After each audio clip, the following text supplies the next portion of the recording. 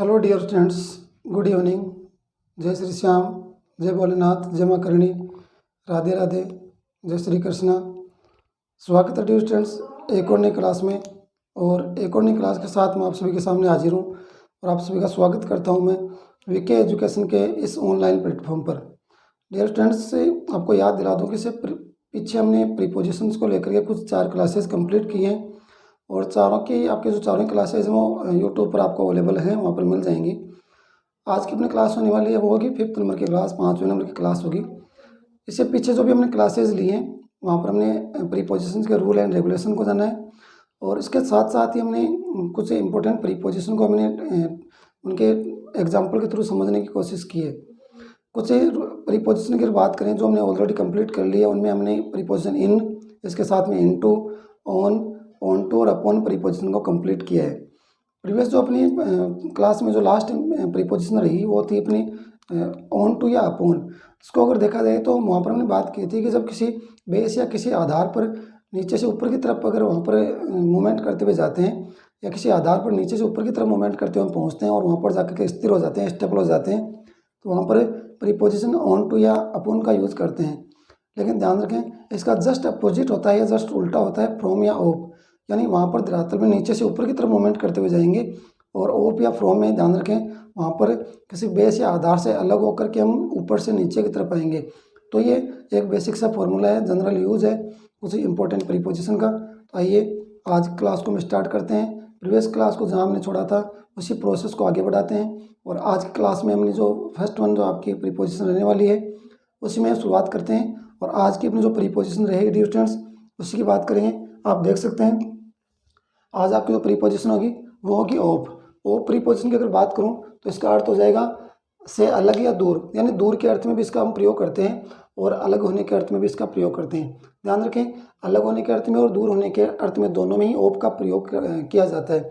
इसके साथ साथ इसका एक प्रयोग हम बंद होने के अर्थ में भी करते हैं। ध्यान रखें बंद होना या स्टॉप होना, सीज्ड होना, वहाँ पर भी हम ऑफ प्रीपोजिशन का प्रयोग करते हैं। ध्यान रखें तो यहाँ पर आप देख सकते हैं कि फर्स्ट वन अगर बात करें तो फर्स्ट वन इसकी कंडीशन ये बनती है कि किसी धरातल से अलग होना, यानी किसी बेस या किसी धरातल या फिर किसी आधार से अलग होने के अर्थ में हम ऑफ प्रीपोजिशन का प्रयोग करते हैं। देखिए किस प्रकार से, the dog jumped of, the dog jumped of the table. Dog jump करता है ऑफ द टेबल, यानी टेबल से। डॉग जो है टेबल से जंप करता है, यानी डॉग ऑलरेडी टेबल के ऊपर है और वो टेबल से जंप करके वो नीचे की तरफ आता है, यानी मूवमेंट करते हुए टेबल से नीचे की तरफ वो जंप कर लेता है, यानी टेबल से अलग हो रहा है। तो अलग होने का यहाँ पर सेंस निकल रहा है। तो यहाँ पर देख सकते हैं ऑफ प्रीपोजिशन का प्रयोग किया गया है। उसके बाद में देखें the leaves fell off the tree, यानी पत्तियां जो हैं पेड़ से गिर गई। यहाँ पर आप देख सकते हैं the leaves fell off the trees, पत्तियां पेड़ से गिर गई। यहाँ पर भी आप देख सकते हैं पत्तियां पेड़ से गिर रही हैं, यानी पेड़ से अलग हो रही हैं। तो अलग होने का सेंस यहाँ पर आपको मिल रहा है। तो ऑफ प्रीपोजिशन का प्रयोग यहाँ पर आप देख सकते हैं। उसके बाद में देखें the fruits are falling off the tree, fruits जो हैं वो पेड़ से गिर रहे हैं, यानी पेड़ से अलग हो रहे हैं, पेड़ से गिर रहे हैं। टेबल से डॉग जंप करके नीचे की तरफ आ रहा है। आप देख सकते हैं किसी बेस या आधार से अलग होने के अर्थ में यूँ कह सकते हैं कि ऊपर से नीचे की तरफ मूवमेंट करते हुए जाने में या अलग होने के अर्थ में ऑफ प्रीपोजिशन का हम प्रयोग करते हैं डियर स्टूडेंट्स। उसके बाद में आप देख सकते हैं नेक्स्ट की बात करें, धरातल से दूरी बताना, यानी किसी बेस या आधार से क्राइटेरिया या यूँ कहेंगे दूरी बताने के लिए हमें ऑफ प्रीपोजिशन का प्रयोग करना पड़ता है। देख सकते हैं अगर एग्जांपल की बात करें तो my village is 10 miles of the city, मेरा गांव जो है वो सिटी से 10 माइल्स यानी 10 मील की दूरी पर है। तो यहाँ पर दूरी बताने के लिए ऑफ प्रीपोजिशन का प्रयोग किया गया है। नेक्स्ट की बात करें, the shopping mall is 2 kilometres of the main road, shopping mall जो है वो मेन रोड से 2 किलोमीटर की दूरी पर है। तो आप देख सकते हैं यहाँ पर जो आपकी फर्स्ट वन है वो दर्शा रही किसी धरातल से अलग होने के लिए और सेकंड कंडीशन दर्शा रही है धरातल से दूरी बताने के लिए। एक बार दोबारा देखिए डियर स्टूडेंट्स, फर्स्ट वन अगर बात करूँ तो अपनी आज की जो प्रीपोजिशन है वो है ऑफ का अर्थ होता है से अलग या दूर होने के अर्थ में। अगर पहली कंडीशन बनती है तो ये बनती है, ध्यान रखिए ऑफ प्रीपोजिशन का प्रयोग हम बंद होने के अर्थ में भी करते हैं और भी इसके बहुत सारे सेंसेस आगे पढ़ने वाले हैं, बहुत सारे कंडीशंस पढ़ेंगे। लेकिन अभी आपके सामने दो ही कंडीशन है, आगे और देखेंगे। फर्स्ट कंडीशन ये है कि किसी धरातल से अलग होना। किसी धरातल से अलग होंगे तो किस प्रकार से आप धरातल से अलग होने के अर्थ में आप इसका यूज़ कर सकते हैं। देखिए एग्जाम्पल देखिए, the dog jumped of the table. Dog table से जंप करता है और नीचे की तरफ जंप करके नीचे कूद जाता है, नीचे चला जाता है, टेबल से अलग हो रहा है, और अलग होने के सेंस में ऑफ का प्रयोग किया गया है। The leaves fell off the tree. पत्तियां पेड़ से गिर गई, यहाँ पर अलग होने का भाव निकल रहा है, अलग होने का सेंस है, तो ऑफ का प्रयोग यहाँ पर किया गया है। नेक्स्ट देखें, the fruits are falling off the tree. Fruits पेड़ से नीचे गिर रहे हैं, यहाँ पर आप देख सकते हैं फ्रूट्स पेड़ से गिर रहे हैं तो अलग हो रहे हैं, फ्रूट्स पेड़ से अलग हो रहे हैं तो ऑफ प्रीपोजिशन का प्रयोग किया गया है। नेक्स्ट देखें, नेक्स्ट अपनी कंडीशन है धरातल से दूरी बताना, यानी एक पॉइंट से दूसरे पॉइंट तक के बीच की दूरी को बताना।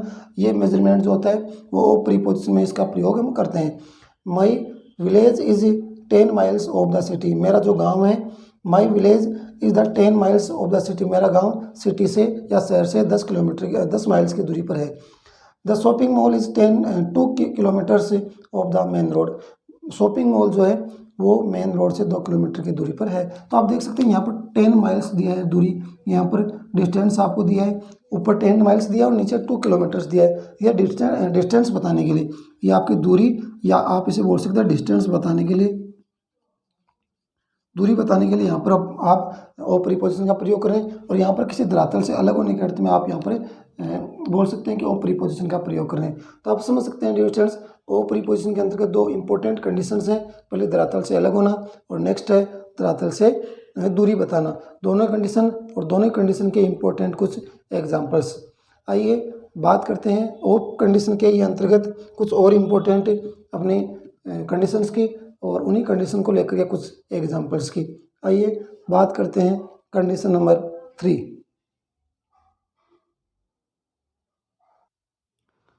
आइए डियर स्टूडेंट्स, उसके बाद में बात करते हैं हम कंडीशन नंबर 3 की। और कंडीशन नंबर 3 क्या कहती है, आप देख सकते हैं ओ प्रीपोजिशन के अंतर्गत हम बात कर रहे हैं।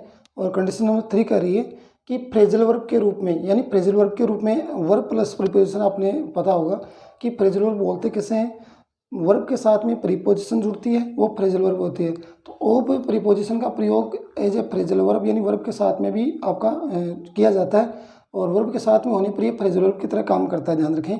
तो फ्रेजल वर्ब के रूप में अगर एज ए फ्रेजल वर्ब अगर आपका ओ पे यूज किया जाता है किसी वर्ब के साथ में, तो आप देख सकते हैं किस प्रकार से वो रिएक्ट करेगा।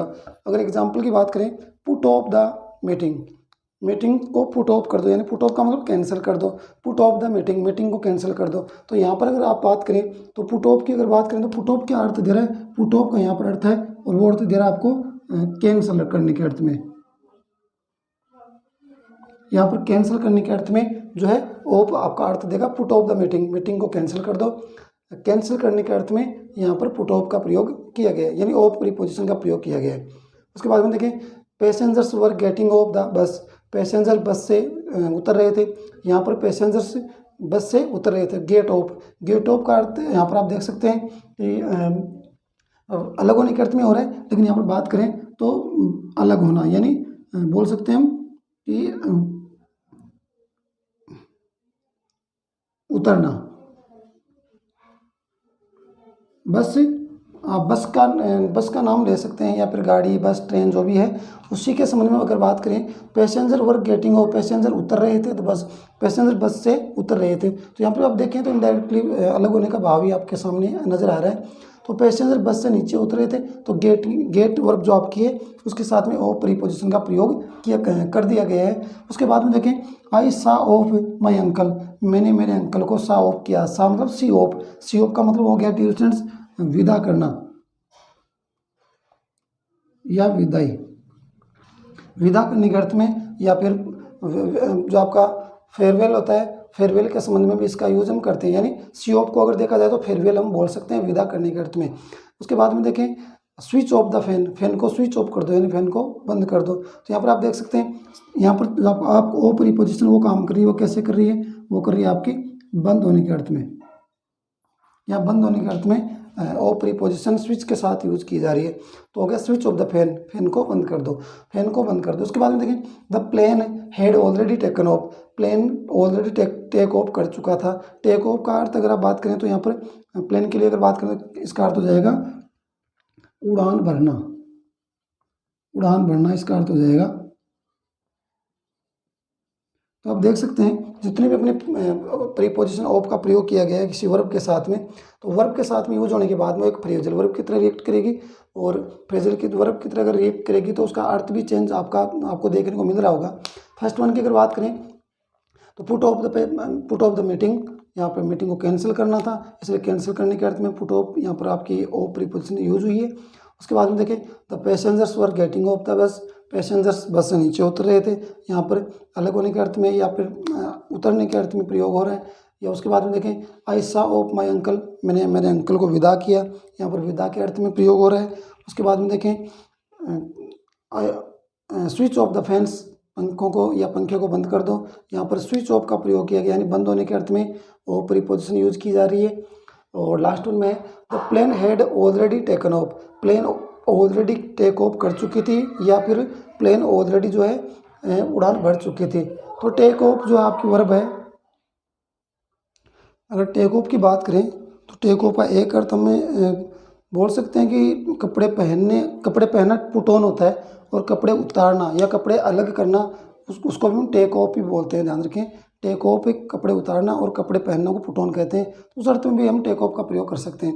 उसके बाद में फोर्थ जो कंडीशन वो ये है निश्चित लक्ष्य या टारगेट से दूरी, यानी जो निश्चित लक्ष्य आपने कर रखा है, जो टारगेट आपने बना रखा है, उस लक्ष्य या निश्चित लक्ष्य या टारगेट से दूरी अगर होती है या वो हमारी पहुँच से बाहर होता है, यूँ कहें कि जो हमारा मकसद है अगर वो मकसद हमारी पहुँच से बाहर है, तो वहाँ पर ध्यान रखें ऑफ प्रीपोजिशन का हम प्रयोग कर सकते हैं। They were going off the subject, they were going off the subject, ये आपका एग्जाम्पल हो गया। लेकिन यहाँ पर आप देख सकते हैं कि ऑफ प्रीपोजिशन का प्रयोग किया गया है और वो एक टारगेट को इंडिकेट, मतलब टारगेट आपका आउट ऑफ द रीच है। उसके बाद में देखें she is a long way, she is a long way of understanding it, यानी अभी भी उसे इस बात को समझने की ज़रूरत है या अभी भी वो इसे समझ नहीं पाई है। तो जो टारगेट जो लक्ष्य है वो आप उसमें अभी भी आप क्या हो, काफ़ी दूर हो, उससे काफ़ी आपको उसमें बोल सकते हैं कि काफ़ी उसमें आपको डिस्टेंस कवर अप करनी है, तो अभी तक आप काफ़ी उस टारगेट से दूर हो, इसलिए यहाँ पे ऑफ प्रीपोजिशन का प्रयोग भी डियर स्टूडेंट्स कर दिया गया है। तो थर्ड वन आपकी जो कंडीशन थी वो थी फ्रेजल वर्ब के रूप में प्रयोग हो रहा है। फ्रेजल वर्ब के से रिलेटेड कुछ एग्जांपल आपके सामने है, हमने इसको कवर अप कर लिया है। उसके बाद में फोर्थ कंडीशन निश्चित लक्ष्य या टारगेट से दूरी, या जो लक्ष्य या जो टारगेट आपका है अगर वो आपसे काफ़ी दूर है या आप उस तक आपकी पहुँच नहीं है, तो वहाँ पर हम बात कर सकते हैं कि ऑफ प्रीपोजिशन का हम प्रयोग करेंगे।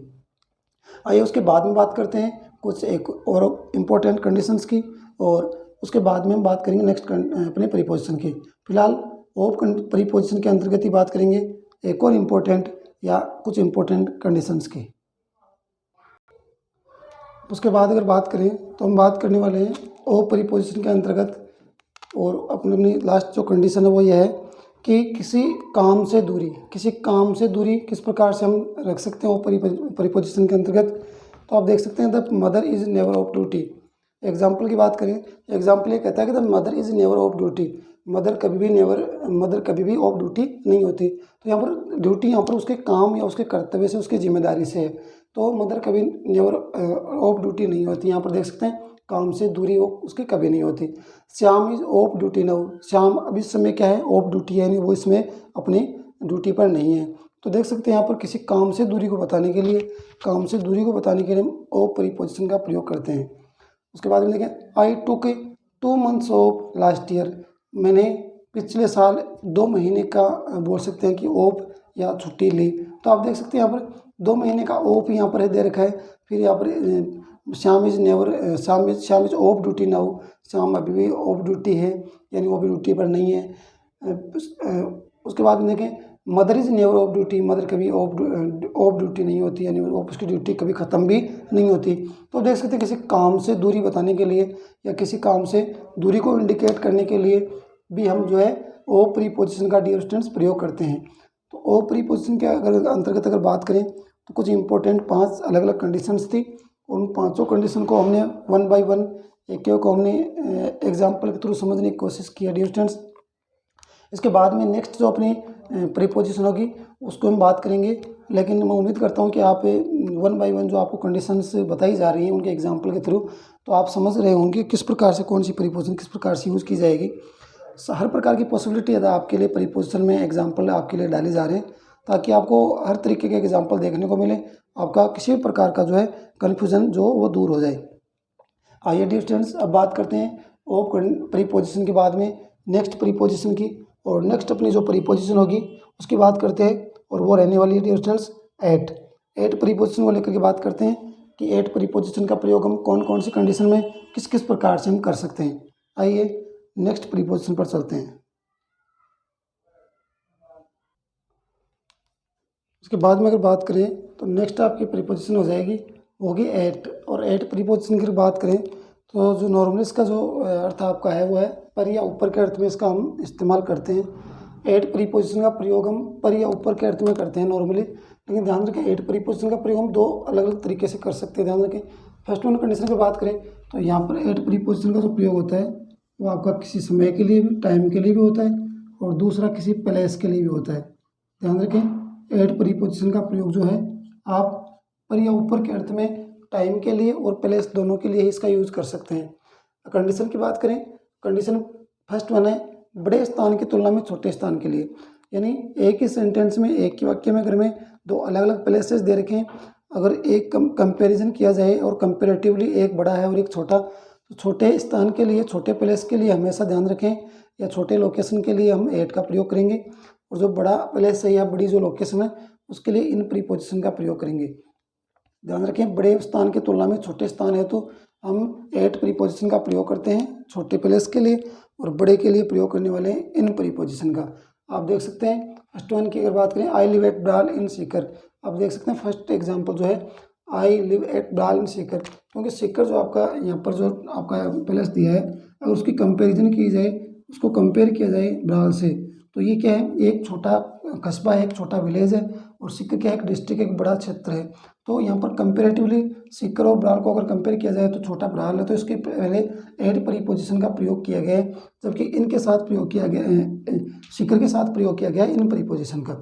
उसके बाद में देखें वी लिव एट सीकर, हम सीकर में रहते हैं इन राजस्थान। अब देखिए यहाँ पर थोड़ा और चेंजेस इसमें आ गया, वी लिव एट सीकर, हम सीकर में रहते हैं लेकिन कहाँ, सीकर में, राजस्थान में। अब राजस्थान से अगर कंपेयर किया जाए सीकर को, तो राजस्थान से सीकर क्या है, छोटा है, और छोटे स्थान के लिए आप किसका यूज़ कर रहे हैं, एट का। राजस्थान बड़ा है इसलिए यूज़ कर दिया आपने इनका। उसके बाद में देखें we live at Shastri Nagar इन जयपुर, हम जयपुर में शास्त्री नगर में रहते हैं। जयपुर बहुत बड़ा है इसलिए इनका प्रयोग कर दिया गया, और जयपुर के मुकाबले या जयपुर के कंपेरिजन में अगर बात करें तो शास्त्री नगर छोटा है, इसलिए शास्त्री नगर के लिए यूज़ कर दिया गया। ध्यान रखें एट प्रीपोजिशन का।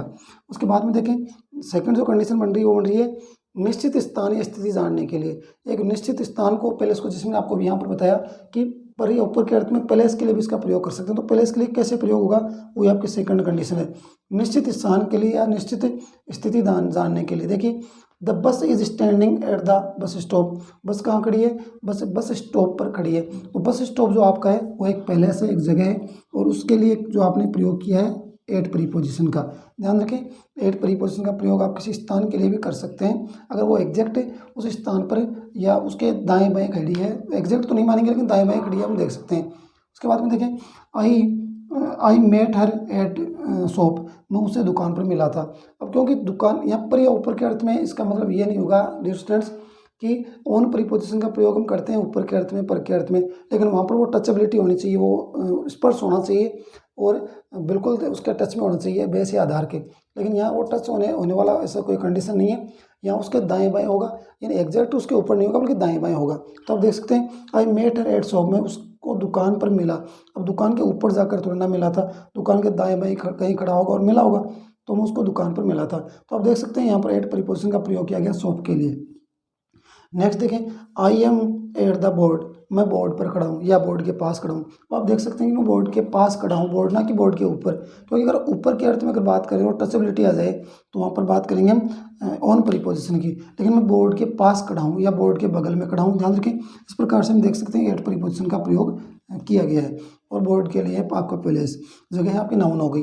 नेक्स्ट है the baker is at the door, भिखारी कहाँ है, भिखारी दरवाजे पर है। यहाँ पर डोर है और डोर के लिए भी किसका प्रयोग किया गया है, डोर के लिए भी एट प्रीपोजिशन का प्रयोग किया गया है। एक बार दोबारा देखें, एट प्रीपोजिशन यहाँ पर हम डिस्कस कर रहे हैं, इसका अर्थ पर या ऊपर के अर्थ में यहाँ पर लिया जा रहा है। अगर देखें तो टाइम या प्लेस दोनों के लिए प्रीपोजिशन एट का प्रयोग करते हैं। फर्स्ट कंडीशन है बड़े स्थान की तुलना में छोटे स्थान के लिए यूज करेंगे, बड़े स्थान के लिए इनका, छोटे स्थान के लिए एट का। I live at Baral and Sikar, Sikar की तुलना में बराल एक छोटा कस्बा है, इसलिए सीकर के लिए इनका, जबकि बराल के लिए एट का प्रयोग किया गया है। नेक्स्ट अपना एग्जाम्पल हो जाएगा वी लिव एट सीकर इन राजस्थान। राजस्थान की कंपेरिजन किया जाए राजस्थान से तो सीकर छोटा है, राजस्थान बड़ा है। राजस्थान के लिए इनका और सीकर के लिए एट प्रीपोजिशन का प्रयोग किया गया है। और उसके बाद में नेक्स्ट आपका एग्जांपल है they live at Shastri Nagar इन जयपुर। शास्त्री नगर छोटा एक कस्बा हो गया, यूँ कहेंगे एक कॉलोनी हो गई, और जयपुर क्या हो गया, जयपुर एक बड़ा शहर हो गया। तो बड़े के लिए इनका और शास्त्री नगर छोटा कस्बा, उसी के अंदर छोटा कस्बा है, तो ध्यान रखें एट प्रीपोजिशन का प्रयोग कर दिया गया है। उसके बाद में देखें सेकंड कंडीशन क्या कहती है, निश्चित स्थान या स्थिति जानने के लिए, निश्चित स्थिति या स्थान के लिए हम प्रयोग करते हैं एट प्रीपोजिशन का। देखें the bus is standing at the bus stop, bus stop पर खड़ी है। अब बस स्टॉप के ऊपर एग्जैक्टली ऊपर नहीं खड़ी है, बल्कि उसके दाएं बाएं कहीं बगल में खड़ी है, तो वहाँ पर हम देख सकते हैं एट का प्रयोग करेंगे। क्योंकि अगर एग्जैक्ट ऊपर की बात होती है तो वहाँ पर हम ऑन का या फिर देख सकते हो अबव अपना ओवर ऑन को यूज़ करते हैं, लेकिन यहाँ पर दाएं बाएं है, एग्जैक्ट ऊपर नहीं है, तो एट का प्रयोग। I met her at the shop, मैं दुकान पर उससे मिला था, तो यहाँ पर भी एट का प्रयोग किया गया शॉप के लिए, दाएं बाएं होगा। I am at the board, मैं बोर्ड के पास खड़ा हूँ या बोर्ड के नज़दीक खड़ा हूँ, तो एट का प्रयोग है। The beggar is at the door, भिखारी कहाँ है, भिखारी दरवाजे पर है या दरवाजे के पास खड़ा है। तो आई होप कि दोनों ही कंडीशन एट को लेकर गए हैं, और एट को लेकर के दोनों ही कंडीशन आपको समझ में आ गई होंगी। फर्स्ट वन थी किसी छोटे स्थान के लिए यूज़ करेंगे, और सेकंड वन थी किसी स्थान के लिए या स्थिति को दर्शाने के लिए भी इसका प्रयोग हम करने वाले हैं, लोकेशन के लिए भी। उसके बाद में बात करेंगे डिस्टेंस नेक्स्ट कंडीशन की, और नेक्स्ट कंडीशन पर चलते हैं और बात करते हैं कंडीशन नंबर 3 की। अगर बात करें एट अपने पोजीशन की, तो एट प्रीपोजिशन में बात करें कंडीशन नंबर 3 की, और एट प्रीपोजिशन में कंडीशन नंबर 3 क्या कहती है। देखिए सबसे पहले बात करें मूल्य यानी प्राइस, यहाँ पर प्राइस की बात हो रही है। आयु मतलब एज, गणना कैलकुलेशन, और दूरी यानी दूर मतलब दूरी बताना डिस्टेंस। तो यहाँ पर चारों ही कंडीशन है, मूल्य, प्राइस, आयु, एज, गणना, कैलकुलेशन और दूरी। इन सभी को बताने के लिए हम किसका प्रयोग करते हैं डियर स्टूडेंट्स, इस सब सभी के लिए हम यूज करते हैं एट प्रीपोजिशन का। देखिए एग्जांपल आप, orange are sold at RS 20 पर kg, यानी ऑरेंज किस भाव से बेचे जाते हैं, ऑरेंज 20 रुपये पर kg के हिसाब से बेचे जाते हैं। तो यहाँ पर आप सिर्फ एक एग्जांपल से आप देख सकते हैं ऑरेंज किस हिसाब से बेचे जाते हैं, 20 रुपये पर kg के हिसाब से बेचे जाते हैं। अब ऑरेंज की जगह और कोई फ्रूट भी हो सकता है, कोई वेजिटेबल भी हो सकता है, कोई भी प्रोडक्ट यहाँ पर हो सकता है ऑरेंज की जगह, लेकिन इस बात बेचने की हो रही है, प्राइस की बात हो रही है, तो ध्यान रखें एट प्रीपोजिशन का हम प्रयोग करेंगे। नेक्स्ट एग्जाम्पल की बात करें, नेक्स्ट एग्जाम्पल है her father died at the age of 60, उसके फादर जो हैं 60 यानी 60 साल की एज में उनकी जो है डेथ हो गई या वो मर गए। तो देखिए यहाँ पर आयु को इंडिकेशन दे रहा है, आयु कितनी थी 60 साल, 60 ईयर्स उसकी एज थी, उसके वो डाइड हो गए, मर गए, तो एट प्रीपोजिशन का यहाँ पर प्रयोग कर दिया गया है डियर स्टूडेंट्स। नेक्स्ट एग्जाम्पल की बात करें, water boils at 100 degree Celsius, water क्या होता है 100 डिग्री सेंटीग्रेड पर या सेल्सियस पर उबलता है। यहाँ पर दिखाई जा रही है डियर स्टूडेंट्स कैलकुलेशन, यहाँ पर कैलकुलेशन आपको का इंडिकेशन दिया जा रहा है कि वाटर जो है 100 डिग्री सेल्सियस पर बॉयल होता है या उबलता है, तो देख सकते हैं एट प्रीपोजिशन है।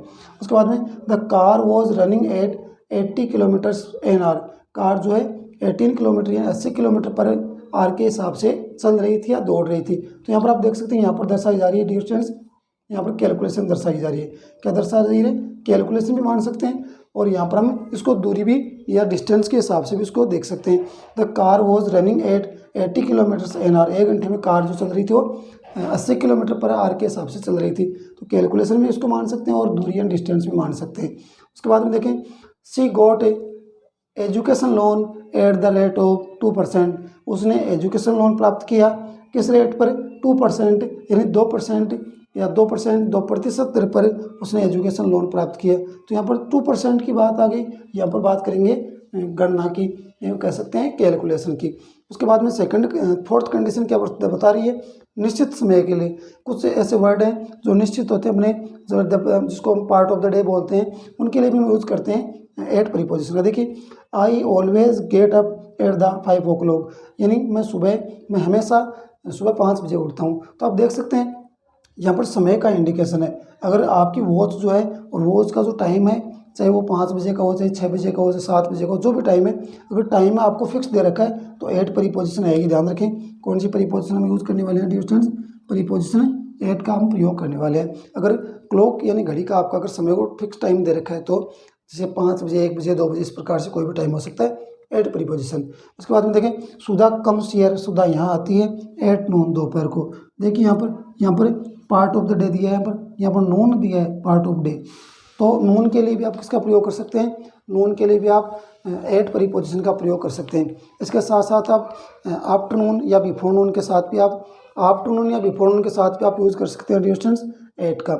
इसके अलावा कुछ और इंपॉर्टेंट वर्ड है जिनके साथ आप एट प्रीपोजिशन लगा सकते हैं, जैसे नाइट के साथ आप एट प्रीपोजिशन लगा सकते हैं। उसके अलावा लंच टाइम के लिए लगा सकते हैं, लंच आ गया क्योंकि डिनर के लिए भी लगा सकते हो। सनराइज़ और सनसेट के लिए भी आप क्या कर सकते हो, सनराइज़ और सनसेट के लिए भी आप एट प्रीपोजिशन का प्रयोग डियर स्टूडेंट्स आप कर सकते हैं। ध्यान रखें, हम बात करें एट प्रीपोजिशन में कंडीशन नंबर 3 की, और कंडीशन नंबर 3 करिए मूल्य, प्राइस, आयु, एज, गणना, कैलकुलेशन और दूरी, डिस्टेंस बताने के लिए एट का प्रयोग करेंगे। एग्जाम्पल की बात करें, orange are sold at RS 20 पर kg, यानी 20 रुपये के हिसाब से ऑरेंज बेचे जाते हैं। तो यहाँ पर दर्शाई जा रही है price. Her father died at the age of 60, उसके फादर की डेथ या उनकी जो मृत्यु हुई वो 60 साल की उम्र में हुई, तो यहाँ पर उनकी आयु दर्शाई जा रही है, age. Water boils at 100 degree Celsius, water जो है 100 डिग्री सेल्सियस पर उबलता है, यहाँ पर उसकी कैलकुलेशन की गई है। The car was running at 80 kilometres an hour, car 80 kilometre पर घंटे के हिसाब से या 1 घंटे के हिसाब से चल रही थी। यहाँ पर दूरी या कैलकुलेशन दोनों देख सकते हैं। और लास्ट में दिया है, she got education loan at the rate of 2%, उसने 2% या 2% की दर से उसने एजुकेशन लोन प्राप्त किया। उसके बाद में फोर्थ कंडीशन है, ये मैं कहूँ कि एट जो आपकी प्रीपोजिशन है उसकी लास्ट कंडीशन है वो है कि कुछ निश्चित वर्ड अपने पास वर्ड है, यूँ कहें कि निश्चित समय है, उस समय को दर्शाने के लिए हम एट प्रीपोजिशन का प्रयोग करते हैं। ध्यान रखें, घड़ी जो आपकी होती है, जो वॉच जो होती है, उस वॉच का जो समय होता है, उसके लिए हम एट प्रीपोजिशन लगाते हैं। इसके साथ साथ पार्ट ऑफ द डे का मतलब जैसे आप देख सकते हैं बिफोर नून है, आफ्टरनून है, नून है, लंच है, डिनर है, सनसेट है, सनराइज़ है, नाइट है, इन सभी के लिए आप यूज़ कर सकते हैं एट प्रीपोजिशन का। फर्स्ट एग्जांपल देखें, I always get up at 5 o'clock, मैं हमेशा सुबह 5 बजे उठता हूँ। उसके बाद में देखें, सुधा कम्स हियर एट नून, सुधा यहाँ दोपहर को आती है। तो आई होप कि आप एट प्रीपोजिशन को लेकर के कुछ कंडीशंस आपके सामने थी, आपको पसंद आई होगी, आपको अच्छी लगी होगी। इसके बाद में डियर स्टूडेंट्स बात करते हैं एक और इम्पोर्टेंट अपनी प्रीपोजिशन की, और वो इम्पोर्टेंट आपकी प्रीपोजिशन रहने वाली है, बात करते हैं उसकी, वो होगी बिलो प्रीपोजिशन जो आपकी है उसकी बात करते हैं, किस प्रकार से उसको हम यूज़ कर सकते हैं बिलो प्रीपोजिशन को, और किस प्रकार से उसके सेंटेंसेस या एग्जाम्पल बनने वाले हैं। आइए बात करते हैं प्रीपोजिशन बिलो, जिसका अर्थ होता है नीचे। आइए डियर स्टूडेंट्स अब बात करते हैं एक और प्रीपोजिशन की, और नेक्स्ट अपनी प्रीपोजिशन रहने वाली है वो रहेगी डियर स्टूडेंट्स बिलो की अगर बात करें तो बिलो कुछ आपका सिमिलर होता है आपका ओवर या अबोव के, क्योंकि ओवर या अबोव जो होता है वो आपका उसका अर्थ होता है ओवर या अबोव का अर्थ होता है ऊपर, और ये उसका जस्ट अपोजिट होता है, क्योंकि बिलो जो है वो नीचे के अर्थ में इसका यूज़ होता है, लेकिन अगर नॉर्मल इसका जनरल यूज़ देखें तो ये आप देख सकते हैं कि जैसे अंडर का यूज़ होता है तो सेम इसका यूज़ होता है जनरल यूज़ में बिलो का। जैसा कि इसका जस्ट अपोजिट देखें तो हम ओवर या अबोव को देख सकते हैं। तो बिलो की अगर बात करें तो बिलो आपका जो प्रीपोजिशन है उसका अर्थ होता है नीचे, यानी नीचे के अर्थ में हम जो है बिलो का प्रयोग करने वाले हैं। देखिए फर्स्ट कंडीशन क्या है, किसी वस्तु या स्थान से नीचे, यानी कोई वस्तु भी हो सकती है, कोई स्थान भी हो सकता है, यानी कोई प्लेस भी हो सकता है, कोई थिंग भी हो सकती है। दोनों में से अगर निम्न स्थिति दर्शानी हो या कमज़ोर स्थिति दर्शानी हो तो वहाँ पर हम बिलो प्रीपोजिशन का प्रयोग करते हैं स्टूडेंट्स। फर्स्ट एग्जांपल देखें, the water of the river is below the danger mark, यानी नदी का जो पानी है वो खतरे के निशान से नीचे है, यानी खतरे के निशान से नीचे बता रहे हैं, यानी लेवल उसका जो लेवलिंग है उसके नीचे बता रहे हैं कि खतरे के निशान से भी नीचे है, तो नीचे के अर्थ में बिलो शब्द का प्रयोग किया गया है।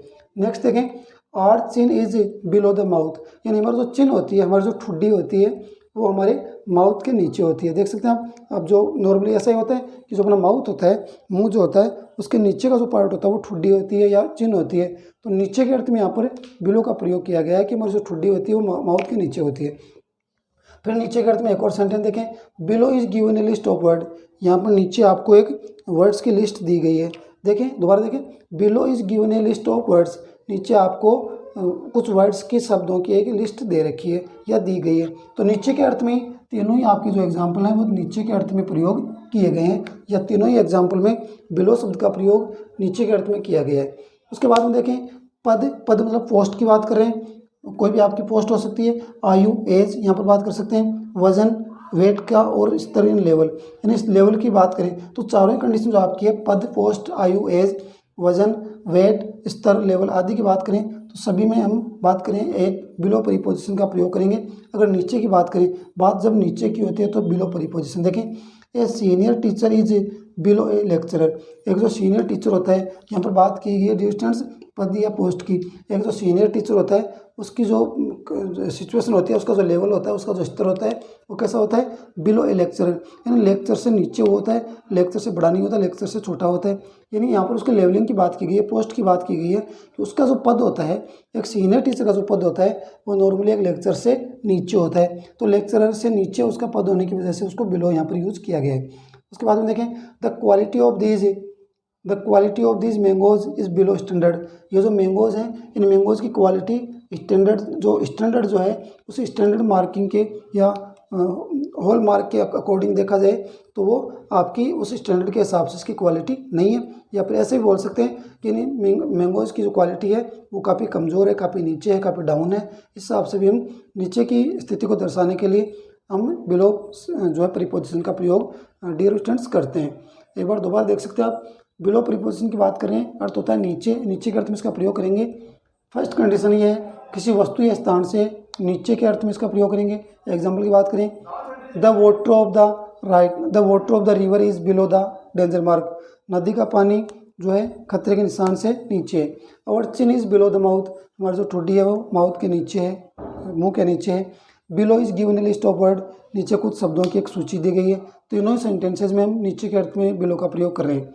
उसके बाद में दूसरी कंडीशन है, सेकंड कंडीशन ये दे रखी है, पद, पोस्ट, आयु, एज, वजन, वेट, स्तर, लेवल आदि में नीचे के अर्थ में प्रयोग करेंगे। देखिए, a senior teacher is below A lecturer, एक सीनियर टीचर का जो पद होता है, उसका जो लेवल होता है वो एक लेक्चरर से नीचे होता है, बिलो के अर्थ में आप देख सकते हैं। The quality of these mangoes is below standard, ये जो मैंगोज है इनकी क्वालिटी स्टैंडर्ड लेवल के हिसाब से देखा जाए तो काफ़ी नीचे है, काफ़ी कमज़ोर है। I hope dear students, below condition को देखते हुए, बिलो प्रीपोजिशन को देखते हुए आज हमने टोटल 3 प्रीपोजिशन को क्लियर किया है। फर्स्ट वन आपकी रही आज ऑफ को अलग होने के भाव में, वहाँ हमने कुछ उसके रूल और रेगुलेशन पढ़े हैं। उसके बाद में सेकंड आपकी जो प्रीपोजिशन थी वो थी एट का हम समय के लिए और स्थान दोनों के लिए यूज़ करते हैं। और थर्ड वन आपकी प्रीपोजिशन रही वो रहेगी, या कहें कि वो आपकी कंप्लीट है बिलो का जो प्रयोग हम करते हैं वो नीचे के अर्थ में करते हैं। तो ध्यान रखें, तीनों ही प्रीपोजिशन बड़ी इंपॉर्टेंट प्रीपोजिशन है डियर स्टूडेंट्स। आइए अब हम चलते हैं एंड ऑफ द क्लास अपनी वोकेब की तरफ, और आज की अपनी इम्पोर्टेंट जो वोकेब है उसमें 2 इम्पोर्टेंट वर्ड आपके रहने वाले हैं डियर स्टूडेंट्स। फर्स्ट वन रहेगा फॉन्डनेस, और फॉन्डनेस के बाद में नेक्स्ट आपका जो वर्ड रहने वाला है वो रहेगा dear students ferocious. First one रहेगा वो फॉन्डनेस और सेकंड वन जो वर्ड रहेगा वो रहेगा फेरोसियस। आइए बात करते हैं अपनी वोकेब की और देखते हैं उसके एंटोनिम और सिनोनिम्स।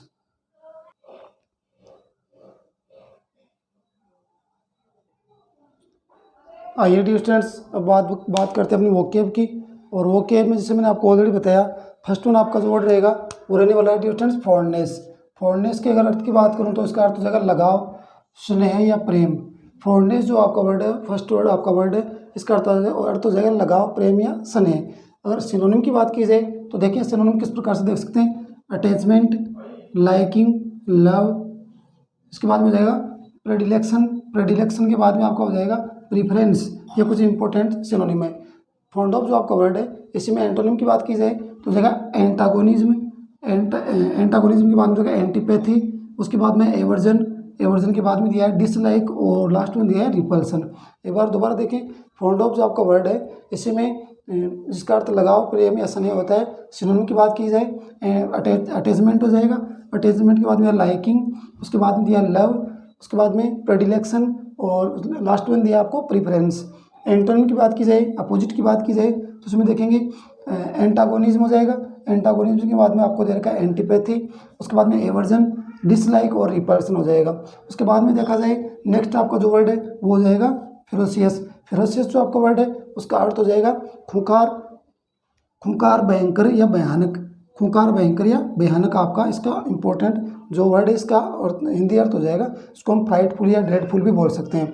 अगर सिनोनिम की बात करें तो सिनोनिम हो जाएगा फियर्स, फियर्स के बाद में वॉयलेट, वॉयलेंट हो जाएगा, सॉरी फियर्स के बाद में वॉयलेंट हो जाएगा। उसके बाद में देखा फ्यूरियस, फ्यूरियस के बाद में दिया ब्रूटल, ब्रूटल के बाद में बारबरस और बारबरस के बाद में दिया है आपको क्रिवल। उसके बाद में देखें पिटीलेस, मर्सीलेस, गास्टली, फ्राइटफुल और ड्रेडफुल। एक बार दोबारा देखें इनको। और फियरोसिस जो आपका वर्ड है इसका अर्थ खूंखार, भयानक, भयंकर होता है। उसके सिनोनिम की बात की जाए फियर्स हो जाएगा फर्स्ट वन, उसके बाद में देखें वॉयलेंट हो जाएगा, फ्यूरियस, ब्रूटल, बारबरस और क्रिवल। उसके बाद में देखें इसी में सिनोनिम में देखा जाए पिटीलेस, मर्सीलेस, गास्टली, फ्राइटफुल और ड्रेडफुल। ये कुछ इंपॉर्टेंट आपके एंटोनिम और कुछ सिनोनिम दे रखे हैं। उसके बाद में देखें एंटोनिम की अगर बात की जाए फेरोसियस में तो जो जाएगा काम, जेंटल, मिल्ड, सेवेज और लास्ट में हो जाएगा सबमिसिव। एंटोनिम में देखिए आप काम, जेंटल, मिल्ड, मिल्ड के बाद में दे रखा है सेवेज और लास्ट में दिया है सबमिसिव। तो डियर स्टूडेंट्स आज क्लास के कुछ इंपॉर्टेंट आपके वर्ड, इसमें फर्स्ट वन आपका रहा, देख सकते हैं फर्स्ट वन आपका वर्ड रहेगा वो आपका था फॉन्डनेस और सेकंड वन जो आपका वर्ड रहा है वो रहा आपका फेरोसियस। दोनों इंपॉर्टेंट वर्ड हैं। जैसे कि हर क्लास के एंड में हम बात करते हैं कुछ इंपॉर्टेंट वोकेब की, और ये अपनी हर क्लास के एंड में हम वोकेब की बात करते हैं। तो डियर स्टूडेंट्स आज क्लास उम्मीद करता हूँ कि आपको पसंद आई होगी। आज क्लास में हमने इंपॉर्टेंट 3 प्रीपोजिशन का जिक्र किया है। फर्स्ट वन हमने ऑफ प्रीपोजिशन की बात की है, सेकंड हमने बात की है ऑफ के बाद में एट प्रीपोजिशन की, और उसके बाद में लास्ट वन बात की है बिलो। तीनों इंपॉर्टेंट प्रीपोजिशन डियर स्टूडेंट बात करें चाहे आपकी स्कूलिंग एजुकेशन हो या फिर कंपटीशन लेवल के एग्जाम, तो दोनों एक के लिए कंपटीशन के लिए और स्कूलिंग के लिए बड़ा इंपॉर्टेंट है। तो डियर स्टूडेंट्स अपनी एक प्रीपोजिशन की जो प्रोसेस है ये हम कंटिन्यू इसको रखने वाले हैं। अभी प्रीपोजिशन बहुत सारी आपकी बाकी है, कुछ एक हुई हैं तो इनको हम कंटिन्यू रखेंगे, और लेकिन अभी अपनी क्लास कंप्लीट होने के कगार पर है। नेक्स्ट क्लास जब भी होगी उस क्लास में हम अपनी इसी प्रोसेस को जहाँ हमने इसको छोड़ा है यहीं से हम इसको कंटिन्यू रखेंगे और नेक्स्ट प्रीपोजिशन की बात करेंगे नेक्स्ट क्लास में। फिलहाल आज के लिए सिर्फ इतना ही।